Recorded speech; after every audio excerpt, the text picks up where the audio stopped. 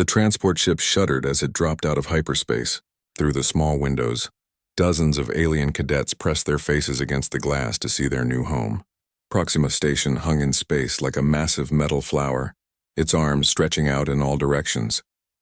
This was the Galactic Military Academy, the most famous training ground in known space. Cadet Zixthari pushed his way to the front. His blue-scaled skin gleamed under the ship's lights, and his forearms moved with the practiced grace of a Velkan warrior. Behind him, other cadets chattered excitedly in a dozen different languages. There were tall, insect-like thoraxians with their clicking mandibles. The crystal beings called Shardel tinkled like wind chimes when they moved. Even some of the rock-like granite mind people had come, their massive forms taking up extra space. "Look at the size of those training grounds," whispered Kretal, a small amphibian cadet from the water worlds. Her large eyes reflected the station's lights. "I heard they can simulate any battle condition in the galaxy." Zixthari nodded with approval. His people had been warriors for thousands of years. This academy would finally let him prove that Velkan fighting skills were the best in the galaxy. He had trained since childhood for this moment. The docking was smooth, and soon the cadets were walking through clean metal corridors. Everything was perfectly organized and spotless. Automated systems guided them to a large auditorium where hundreds of seats waited. The room was already half full with cadets from earlier transports. A tall figure walked onto the stage.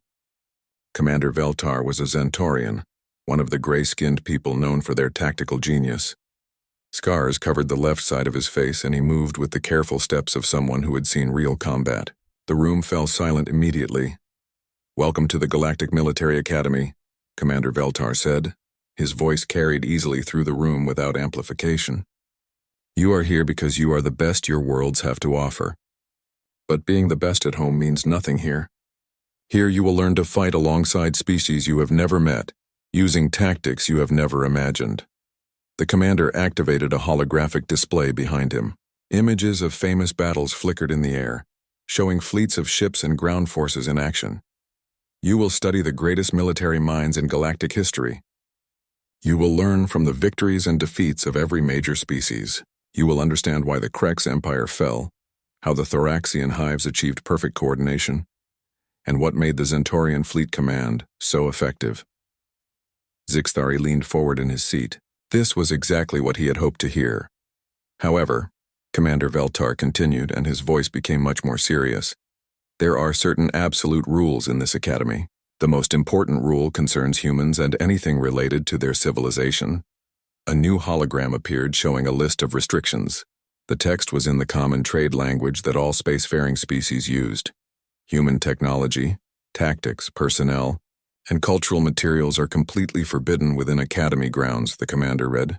No human equipment may be studied or analyzed. No human battle records may be accessed for educational purposes.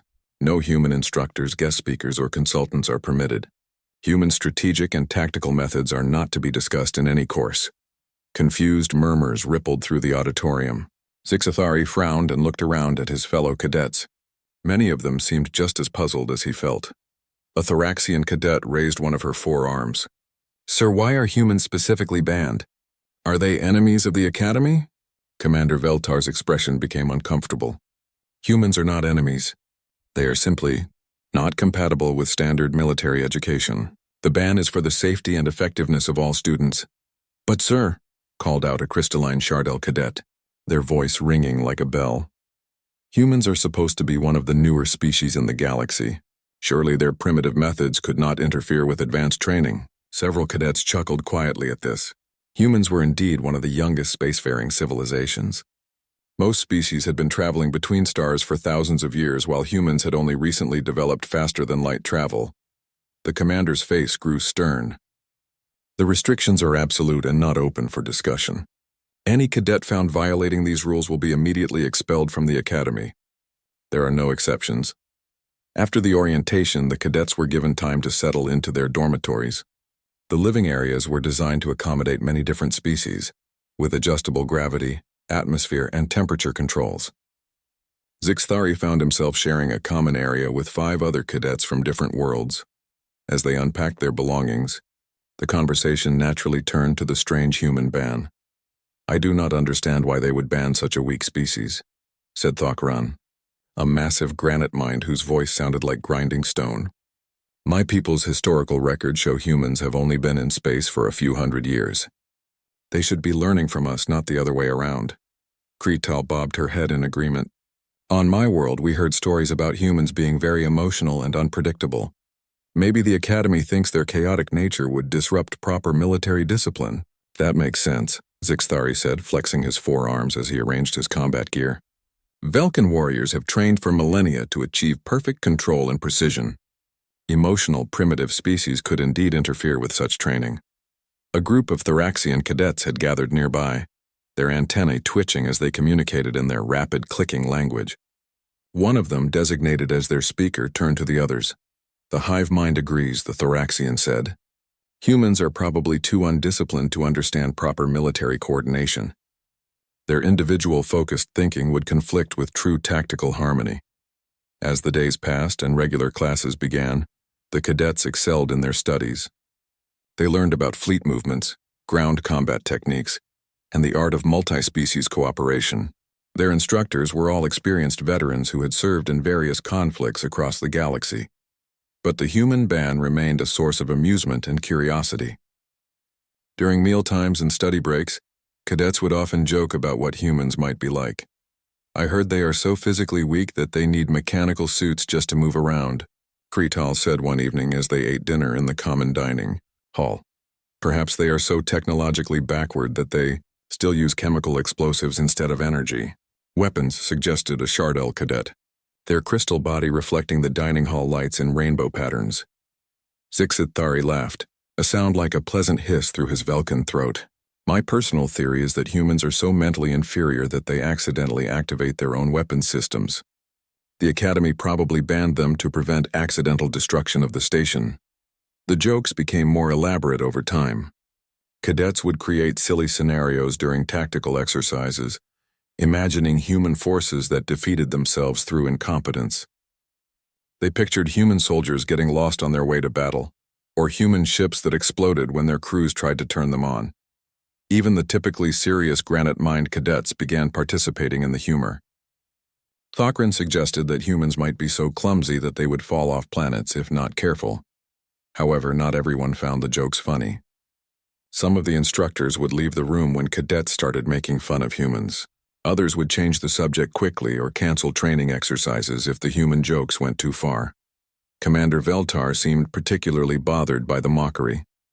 During one tactical simulation, Zixthari suggested adding human-level incompetence as a difficulty setting for training exercises. The commander immediately shut down the simulation and dismissed the class without explanation. But the cadets were young and confident in their own abilities.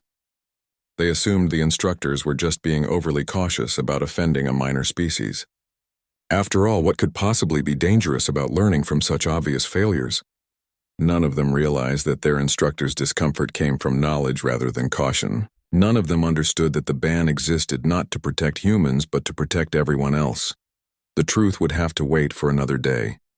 3 weeks into their training, the cadets had settled into a comfortable routine.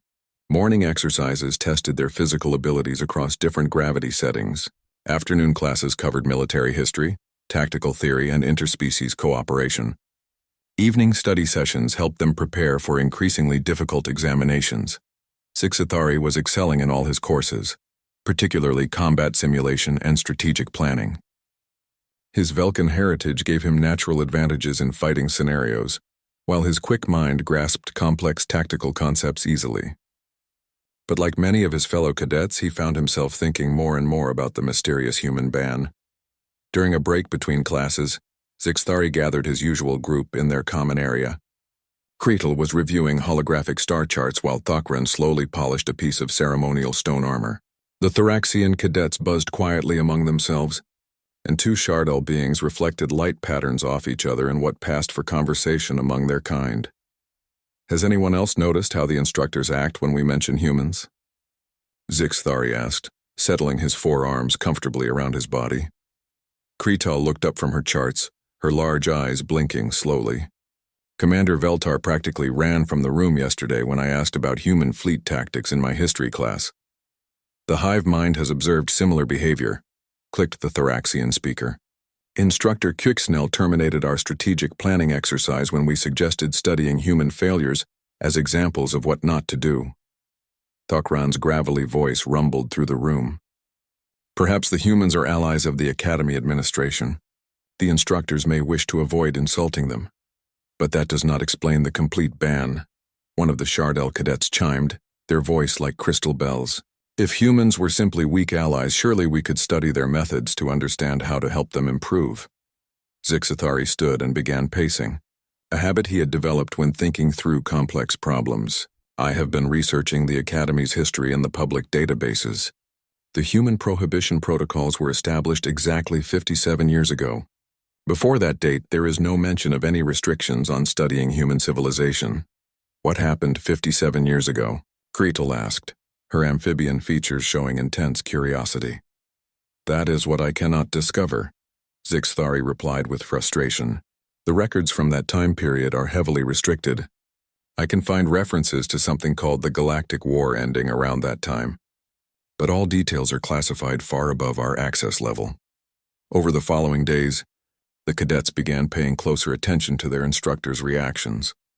The pattern was consistent and obvious once they knew to look for it. Any mention of humans, no matter how casual or joking, caused immediate discomfort among the teaching staff. Master Tactician Zorvak, a brilliant strategist from the hegemony, would change subjects abruptly whenever humans came up in historical discussions.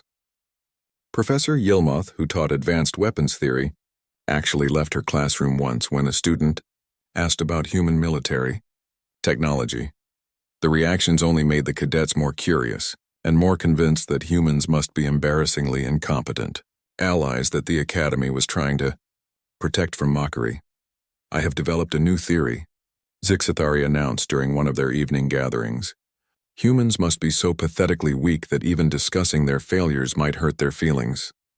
The Academy is probably trying to maintain diplomatic relations. This idea sparked a new round of creative speculation. The cadets began inventing increasingly ridiculous scenarios about human military incompetence. They imagined human soldiers who were afraid of their own weapons, human pilots who got lost in straight lines, and human strategists who confused themselves with their own battle plans. The joke spread throughout their class and then to other cadet groups. Soon, pulling a human became slang for making an obvious and stupid mistake. Cadets would laugh about human-level tactics when discussing the worst possible military decisions. Cretel suggested that humans probably used harsh language as their primary weapon, hoping to hurt enemy feelings. The Thoraxian hive mind proposed that human battle plans consisted entirely of running away and hoping the enemy got bored. Even the normally stoic granite-mind cadets joined in, with Thokran gravely suggesting that humans might attack enemy forces by throwing small rocks at them. The creativity of their mockery knew no bounds. During simulation exercises, cadets would sometimes role-play as incompetent human forces for comic relief. They would deliberately make the worst possible tactical decisions and claim to be using advanced human strategy. Today we will defeat the enemy, using the famous human tactic of pointing weapons at ourselves, Zixathari declared during one such comedy exercise, causing the other cadets to burst into laughter. Do not forget the legendary human battle cry of, "We surrender before the fight starts," added a Shardell cadet, their crystal form ringing with harmonic amusement. But not everyone was laughing. The instructors grew more and more uncomfortable as the human jokes became a regular part of cadet culture. Some began avoiding certain topics altogether, rather than risk triggering another round of mockery. Commander Veltar seemed particularly affected. The scarred Zentaurian would often stare into the distance with a haunted expression when cadets made human jokes nearby. During one tactical exercise, he watched silently as Zixathari and his friends performed an elaborate parody of human battle formations that involved running in circles and shooting at random directions. Enough, the commander said quietly, but his voice carried across the entire training room. Exercise terminated. All cadets return to your quarters immediately. The sudden shift in mood was jarring. Commander Veltar's face had gone pale and his hands were shaking slightly. He left the room without another word, leaving the cadets confused and slightly worried. Perhaps we went too far with that last joke, Cretel whispered as they gathered their equipment. Nonsense, Zixathari replied. though he felt less confident than he sounded. We were simply having harmless fun. If humans are such failures, then joking about their incompetence should not bother anyone. But doubt was beginning to creep into his mind. The instructor's reaction seemed too strong for simple diplomatic courtesy. There was real fear in Commander Veltar's eyes, and that bothered Zixthari more than he wanted to admit. That night, he accessed the Academy's public databases again, searching for any information about humans that might explain the strange situation. The results were frustratingly limited. Human civilization was described in basic terms: a young species that had recently developed space travel, consisting of bipedal mammals from a planet called Earth. Their technology level was listed as developing, and their military capability as classified pending review. Most frustratingly, all historical records involving humans in military conflicts were restricted to instructor-level access or higher. There must be something we are missing, Zixthari muttered to himself as he scrolled through page after page of useless general information. Why would weak allies require such secrecy? He was so focused on his research that he almost missed a small notation buried in the Academy's administrative records. It was just a single line in a budget report from 57 years ago. Additional counseling staff approved for post-conflict psychological support services. The timing matched perfectly with the establishment of the human prohibition protocols. Something had happened during that galactic war that required psychological counseling for Academy personnel, something involving humans. But what could a primitive, recently spacefaring species possibly do that would traumatize experienced military instructors? The question kept Zixthari awake most of the night, and by morning he had made a decision. If the Academy would not tell them about humans, then he and his friends would have to find out for themselves. After all, how dangerous could the truth about such an obviously inferior species really be? He had no idea that some questions were better left unanswered, and some truths were too terrifying for unprepared minds to handle safely. The opportunity came during their 7th week at the Academy. Professor Milder was teaching advanced information systems, showing the cadets how to efficiently search and analyze military databases. The lesson was supposed to cover proper research techniques for tactical planning. Remember, Professor Mildar explained as her tentacles manipulated the holographic controls with practiced ease. Military information systems contain vast amounts of data. Learning to find relevant information quickly can mean the difference between victory and defeat in real situations. The exercise seemed simple enough. Each cadet was given access to a practice database and asked to research a historical battle. They had to find information about troop movements, supply lines, and tactical decisions within a time limit. Zixthari worked with his usual efficiency, his 4 hands moving across multiple control interfaces simultaneously. The Velkan advantage in manual dexterity made him naturally good at complex database operations. Within minutes, he had found the basic information about the Battle of Kepler Station and was digging deeper into secondary sources. That was when he noticed something strange. While searching for supply records, his query had returned results from a database section that was supposed to be restricted. The Academy's information systems were generally very good at preventing unauthorized access, but something about his search terms had slipped through the security protocols. Zixthari glanced around the classroom. Professor Mildar was helping a struggling granite-mined cadet whose massive stone fingers had difficulty with the delicate controls. The other students were absorbed in their own research. Nobody was watching him. Curiosity overcame caution. Zixthari carefully expanded his search, using the same terms that had triggered the unexpected access. More restricted files appeared in his results, all tagged with high-level security classifications. Most were still blocked, but a few seemed to have corrupted access controls. His breath caught when he saw what he was looking at. These were not training databases. These were real military archives containing actual classified battle reports, and many of them contained references to humans. Working as quietly as possible, Zixthari began copying the accessible fragments to his personal storage device. The files were heavily corrupted and most information was missing, but there were enough pieces to see disturbing patterns. Terran.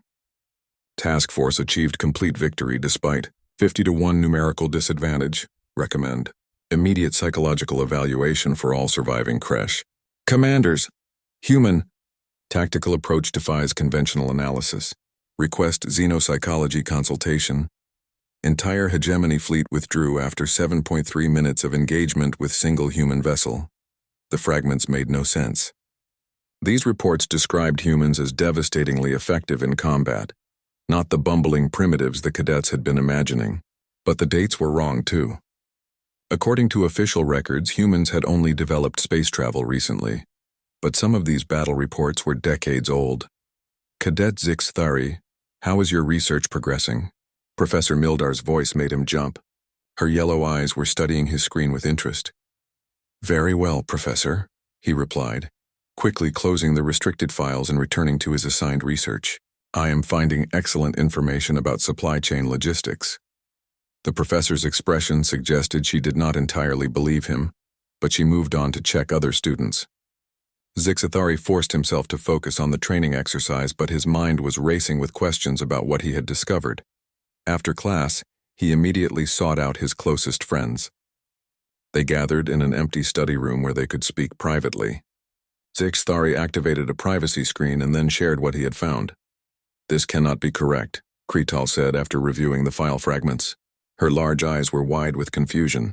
These reports describe humans as some kind of military powerhouse. That contradicts everything we know about them. Thakran's massive form leaned forward to examine the data more closely. The timestamps indicate these battles occurred during the period known as the Galactic War. But humans were not supposed to be significant participants in that conflict. The hive mind is detecting inconsistencies in the official historical records, buzzed the Thoraxian speaker. These fragments suggest human involvement in major battles that our textbooks attribute to other species entirely. A Shardal cadet chimed softly. Perhaps the fragments are corrupted beyond reliability. Database errors could create false information. But Zixthari was studying the metadata carefully. These files show proper security certificates and authentication codes. They appear to be genuine military reports, not corrupted data. Someone has been hiding the truth about human military capabilities. Over the following days, the group became obsessed with uncovering more information. They took turns accessing the compromised database sections during different classes, always careful not to draw attention from instructors. Slowly, they built up a collection of incomplete but tantalizing fragments. The pieces painted a picture that grew more disturbing with each discovery. Humans were not primitive failures at all. According to these hidden reports, they were something far more unsettling. The fragments described human forces that seemed to ignore conventional military logic entirely. Human commander responded to surrender demand by broadcasting recipe for chocolate cake. Enemy fleet subsequently destroyed itself. Psychological warfare effects beyond all previous models. Recommend quarantine of affected sectors, Terran vessel UES. Defiance eliminated entire Kresh armada using unknown tactical methodology. Survivors report human strategies that appear random, but achieve impossible results. The more they found, the less sense it made. How could a species that appeared so primitive in official records be described as terrifyingly effective in classified documents? Why would the Academy hide evidence of human military success? Perhaps humans are secret allies, suggested Kretal, during one of their evening research sessions. Maybe the Academy is trying to hide their true capabilities from potential enemies. That would not explain the complete ban on studying their methods, Zixthari replied.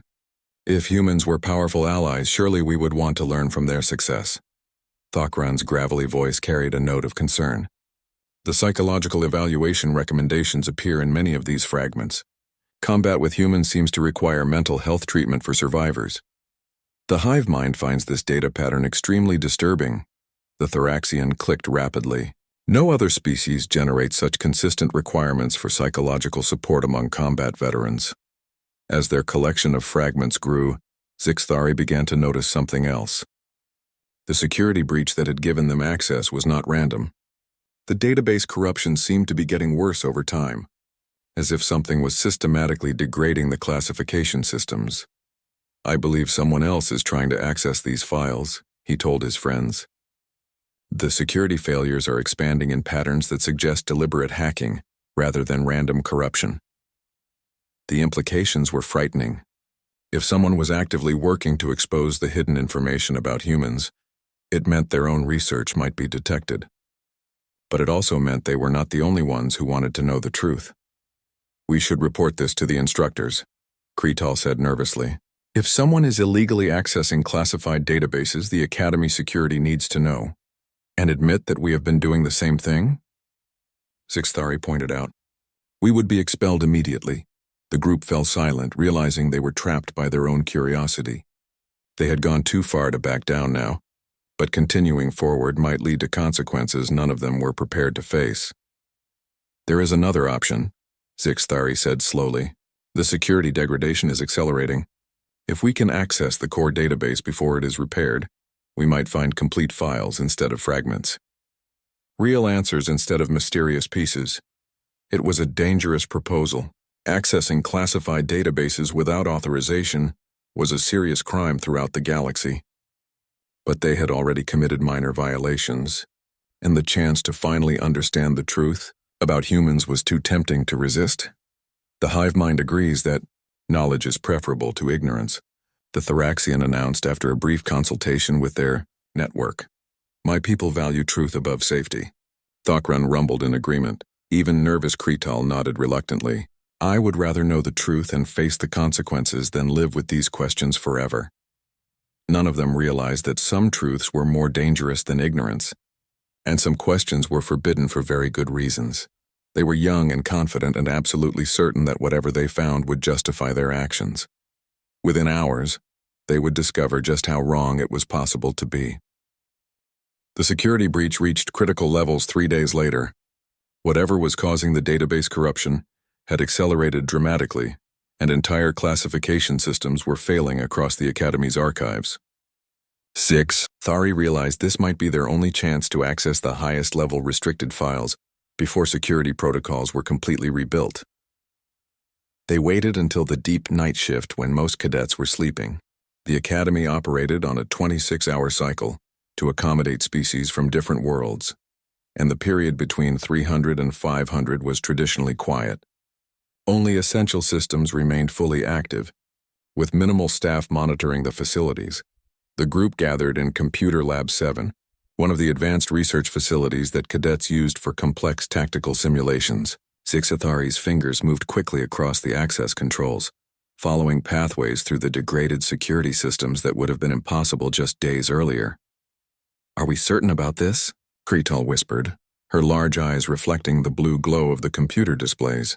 "If we are caught accessing classified military records, they will not simply expel us. This could be considered espionage." "The hive mind acknowledges the risks," the Thoraxian buzzed quietly. "But the inconsistencies in official records suggest deception that affects galactic security. Truth serves the greater good." Thokran nodded slowly, his massive stone features showing determination. "My people have a saying, better to see the mountain avalanche than to be buried by it unknowing. Some truths are too important to ignore." Sixthari found what he was looking for. The corruption had spread to the Academy's highest security vault, where the most sensitive military records were stored. Files that normally required command-level authorization were now accessible through the compromised pathways. "I am in," he announced softly. "These are the core military archives from the Galactic War period. Everything about the conflict should be here." The directory listings were overwhelming. Thousands of battle reports, strategic analyses, and post-conflict studies filled the screen. But Sixthari quickly learned to search for entries tagged with human-related keywords. Most results were still blocked or corrupted, but a few complete files remained accessible. "Here," he said, highlighting one entry. "Complete battle recording from the Siege of Kethmaran. According to the metadata, this was the final engagement of the Galactic War. And look at the file tags." The others leaned closer to read the classification markers. The file was tagged with warnings they had never seen before. Extreme psychological impact, restricted viewing authorization required, and most strangely, human tactical documentation, command level only. "The recording is complete," Sixthari continued. "Full tactical displays, communications intercepts, even visual records from multiple ship perspectives. If we want to understand what really happened with humans during the war, this should contain answers." "But why would a single battle recording require such extreme security?" asked one of the Shardel cadets, their crystalline form reflecting nervous light patterns. "Only one way to find out," Zixthari replied, and activated the playback system. The laboratory's holographic projectors came online, filling the room with a three-dimensional tactical display. They were looking at the Kethmaran system, with its 3 planets and extensive asteroid belt. Icons showed the positions of hundreds of ships arranged in complex battle formations. Galactic Alliance forces, a recorded voice explained, consisting of combined fleets from the Zentaurian hegemony, Thoraxian Collective, Shardel Confederation, and 12 allied species. Total strength, 847 capital ships, 2,341 support vessels, approximately 400,000 crew members. The display showed an impressive array of military power. Massive Zentaurian dreadnoughts anchored the fleet formations. Thoraxian hive ships provided coordination and communication networks. Crystalline Shardel vessels reflected and amplified energy weapons between them. It was the largest military force the cadets had ever seen, even in historical records. Opposition forces, the voice continued. Kresh Empire Final Assault Fleet, 4,200 capital ships and 4,500 support vessels, estimated 800,000 crew members. Battle objective: complete elimination of Galactic Alliance resistance. The Kresh ships appeared as red icons surrounding the Alliance forces. The cadets recognized the distinctive configurations from their history classes. The Kresh had been the primary antagonist during the Galactic War, a militaristic empire that sought to conquer all inhabited systems. "This does not make sense," Kretal whispered. The Alliance was completely outnumbered. "How did they achieve victory?" Alliance Fleet Commander. The recording continued. Captain Sarah Chen, UES Defiance. Human vessel, crew complement 47. The cadets stared at the display in shock. A single human ship was commanding the entire Galactic Alliance fleet. The icon representing the Defiance was tiny compared to the massive Alliance dreadnoughts surrounding it. "That must be an error," said Thokran. "No species would put an inexperienced commander in charge of such a critical battle." But the recording continued with detailed tactical readouts. The UES Defiance was indeed a human vessel, and Captain Chen was indeed in overall command of Alliance forces. The ship itself appeared unremarkable, a medium-sized vessel with standard weapons and defensive systems. "Beginning battle sequence," the voice announced. What followed defied everything the cadets had learned about military tactics and space combat. The human captain's first order was to have the entire Alliance fleet spread out randomly across the system. "Random deployment makes no tactical sense," the Thoraxian buzzed with confusion. "Concentrated firepower and coordinated defense are fundamental principles of fleet combat." But Captain Chen's orders were even stranger. She instructed Alliance ships to move in irregular patterns, ignore traditional formation discipline, and engage enemy vessels using methods that seemed to violate basic strategic logic. "All ships," Captain Chen's voice came through the communication intercepts, "remember what we practiced. Make it look like we have no idea what we're doing. Confusion is our greatest weapon." The Kresh forces responded exactly as conventional tactics would predict. They moved to exploit the Alliance's apparent disorganization, concentrating their firepower and attempting to destroy isolated ships. It should have been a quick and decisive victory for the Empire. Instead, something impossible began to happen. Every time Kresh forces moved to attack scattered Alliance ships, they found themselves walking into carefully prepared traps. Vessels that appeared to be fleeing in panic suddenly revealed hidden weapons and devastating firepower. Ships that seemed damaged and helpless turned out to be perfectly functional and extremely dangerous. "How is she predicting their movements?" Kretal asked with growing amazement. "The Kresh commanders are following standard tactical doctrine, but somehow she knows exactly what they will do." The answer came as they watched Captain Chen's next series of orders. She was not just predicting enemy movements, she was manipulating them. Every Alliance action was designed to make the Kresh respond in specific ways, and every Kresh response led them deeper into human-designed traps. "Phase 2, Captain Chen announced calmly. "Begin psychological operations." The cadets watched in horrified fascination as human forces began implementing what could only be described as warfare against enemy minds, rather than enemy ships. Alliance vessels started broadcasting strange signals toward Kresh formations. Not communication attempts or surrender offers, but what appeared to be random noise and images. The effect on Kresh forces was immediate and devastating. Ship after ship began breaking formation and fleeing. Not from damage or defeat, but from pure psychological terror. Whatever the humans were broadcasting was causing enemy crews to abandon their vessels and retreat without fighting. Impossible, Thokran rumbled. No known technology can cause mass psychological breakdown through simple broadcasts. Phase 3, Captain Chen continued, and her voice still sounded like she was discussing routine training exercises, rather than the largest battle in galactic history. This time, human forces began targeting enemy ships with weapons that seemed to defy physics itself. Energy beams that curved around defensive shields, projectiles that somehow convinced enemy point defense systems to shoot at their own vessels, and most disturbing of all, computer viruses that made enemy ships believe they were surrounded by imaginary threats. Their weapons are not more powerful, observed one of the Shardell cadets. They are more creative. Human technology appears to work by principles we do not understand. The battle reached its climax when Captain Chen opened direct communication with the Kresh fleet commander. The exchange was recorded in full and the cadets listened with growing disbelief. Kresh command vessel, this is Captain Chen. I'm going to give you one chance to surrender. Human vessel, the Kresh commander replied. You are outnumbered 4-1. Surrender yourself and we may spare your crew. I don't think you understand the situation, Captain Chen said, and there was something in her voice that made the cadets feel cold. Let me explain it to you. Do you like chocolate cake?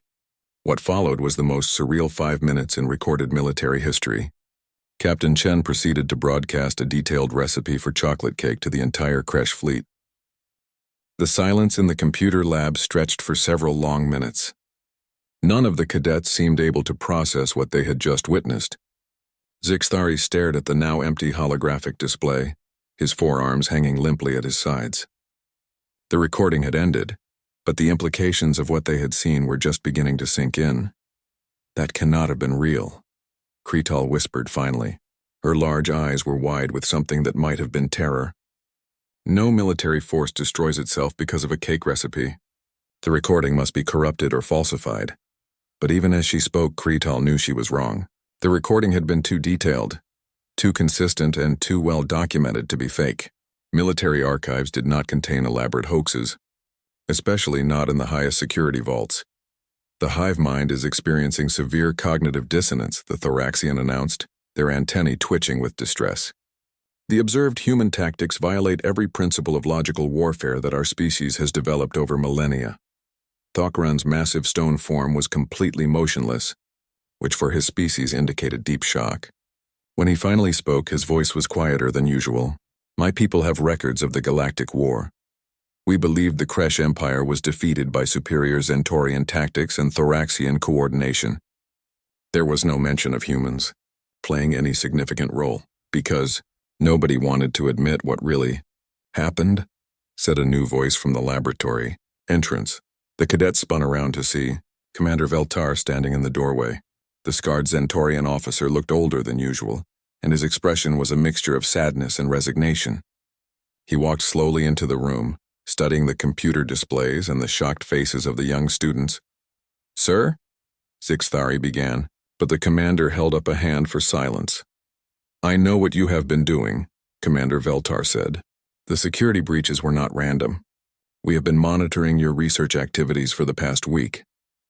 The question was whether to stop you before you found what you were looking for, or let you discover the truth and deal with the consequences. He activated the holographic display again, bringing up a different set of records. These showed personnel files, psychological evaluation reports, and medical records from the period immediately following the Galactic War. Do you know what these documents contain? The commander asked. None of the cadets answered. They were too frightened and confused to speak. These are the treatment records for every military officer who survived direct combat with human forces during the war. Psychological breakdowns, stress-induced neurological damage, and in some cases, complete mental collapse. Nearly 40% of combat veterans required long-term therapy. Some never recovered. Commander Veltar's face grew distant as he accessed more files. The official histories of the war were edited, cleaned up, made safe for public consumption. The truth was classified at the highest levels because the truth was too dangerous for unprepared minds. But sir, Zixthari managed to say, we do not understand. How can cake recipes and random tactics be dangerous? The commander studied him for a long moment. Tell me, Cadet Zixthari, what do you know about human psychology and thinking patterns? Very little, sir. Humans are described as emotional and unpredictable in our basic xenobiology courses. Emotional and unpredictable, Commander Veltar repeated. Such simple words for something so fundamentally terrifying. Let me explain what those words actually mean when applied to human military thinking. He brought up new displays showing comparative psychological profiles between humans and other galactic species. The differences were immediately obvious and deeply disturbing. Every known species approaches problems using logical frameworks, the commander explained. Centaurians analyze situations systematically. Thoraxians achieve solutions through collective processing. Shardell beings use harmonic resonance to find optimal outcomes. Even the most different species share certain fundamental approaches to solving problems. And humans? Asked Kretal, though she seemed afraid to hear the answer. Humans think sideways, Commander Veltar said simply. Where every other species sees logical problem-solving pathways, humans see opportunities for approaches that should not work, but somehow do. They do not follow rules of engagement because they rewrite the rules while fighting. The commander activated a tactical analysis program and began showing examples from the recorded battle. Watch how Captain Chen predicted Kresh movements. She was not using advanced computers or superior intelligence. She was thinking like a human, which means thinking in ways that logical species cannot predict or counter. But the psychological warfare, Thokran rumbled. How does broadcasting random information cause military units to surrender? Because it is not random, Commander Veltar replied. Human communications appear chaotic to logical minds, but they follow patterns that directly target psychological vulnerabilities that other species did not even know they possessed. The cake recipe was not just food instructions. It was a carefully designed mental virus that exploited specific weaknesses in Kresh group psychology. The cadets absorbed this information with growing horror. Everything they thought they knew about warfare and military thinking was being overturned by the revelation that one species approached conflict from completely different angles. The human prohibition. Protocols exist for your protection, the commander continued. Not because humans are enemies, but because human thinking patterns are infectious. Prolonged exposure to human tactical methods causes other species to develop similar sideways thinking processes. That sounds beneficial, one of the Shardell cadets chimed uncertainly. Superior tactics should be studied and adopted. Commander Veltar's expression became grim. The officers who tried to learn human methods went insane. Their minds could not handle thinking patterns that their species had never evolved to use. Imagine trying to see colors that your eyes cannot detect, or hear sounds beyond your auditory range. Human tactical thinking operates outside the normal parameters of galactic military psychology. He activated a final set of files showing post-war studies and analysis reports.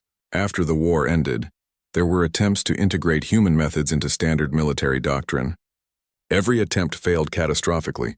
Species that tried to copy human tactics became unpredictable and dangerous to their own allies. So the Academy bans all human contact to prevent contamination? Zixthari asked. The Academy exists to train officers for conventional warfare against logical opponents, the commander confirmed. Human methods are effective precisely because they are not conventional. Teaching human tactics would not improve our officers, it would drive them mad. The implications were staggering. Humans were not the weak, primitive species the cadets had imagined. They were something far more frightening. A civilization that had transcended normal military thinking and achieved victory through methods that other species literally could not comprehend. Sir, Kretal asked quietly, if humans are so effective, why are they not the dominant military power in the galaxy? Commander Veltar was quiet for a long moment. Who says they are not? The official records show humans as a minor species with limited space travel. But consider what you have learned tonight. How much of what you thought you knew about galactic history might be carefully edited truth? The cadets looked at each other with new understanding and fresh fear. If humans could defeat entire empires using cake recipes and random tactics, what else might they be capable of? And if the Academy had to ban all contact with human civilization to protect other species' sanity, how powerful were humans really? The recording you watched tonight, Commander Veltar said as he prepared to leave, showed a training vessel from the Human Space Academy. The crew of the UES Defiance were cadets barely out of their own schools, conducting what humans classified as a minor engagement for educational purposes. He paused at the doorway and looked back at the stunned group of alien students. Sleep well, cadets. And remember, you now know why we do not talk about humans. Some knowledge is too dangerous for unprepared minds. The question now is whether your minds are strong enough to handle what you have learned. After he left, the cadets sat in silence for a very long time. Outside the laboratory windows, stars shone peacefully in the darkness of space. But everything had changed. The galaxy was not what they had thought it was, and somewhere out there, humans were doing things that defied every rule of logic and military science. Sixthari looked at his friends and realized that none of them would ever be the same. They had sought answers about human weakness and found evidence of human strength beyond comprehension. They had wanted to understand why humans were banned from the academy and learned that the ban was the only thing protecting galactic civilization from going insane. The truth about humans was more terrifying than any lie could have been, and now they had to live with that knowledge for the rest of their lives.